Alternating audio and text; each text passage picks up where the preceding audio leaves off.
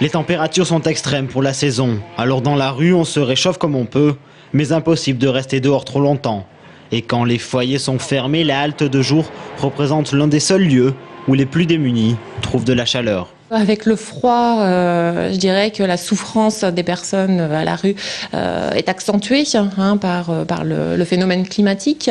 Maintenant, ils vont avoir plus tendance à rester à l'intérieur des locaux pour pouvoir rester au chaud et avoir plus de besoins en termes de douche et alimentaire. Une journée comme aujourd'hui, on n'a 40 repas comme tous les jours qui peuvent être proposés sur le restaurant social et on a accueilli 45 personnes. Tous les centres d'accueil de sans-abri tournent à plein régime. Ici, on vient y chercher un peu de café, de réconfort jusqu'à 16 h. Le reste du temps, chacun se débrouille pour ne pas rester dehors. La journée, on essaye de se blottir un petit peu au chaud dans quelques structures, comme admettons à la bibliothèque, un peu dans tous les endroits où on peut se mettre au chaud, comme admettons à rue Colbert, la laverie. Difficile de se dévoiler devant une caméra. Quelques-uns ont le courage de parler pour exprimer leur douleur.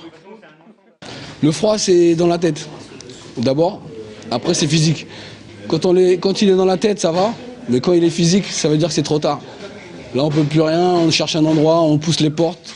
On essaie de regarder un visage, un regard qui comprenne un peu ce qu'on vit, quoi. C'est dur. Il va encore faire très froid jusqu'à la fin de la semaine. Le numéro d'urgence gratuit, le 115, reste disponible 24 h sur 24 pour les sans-abri.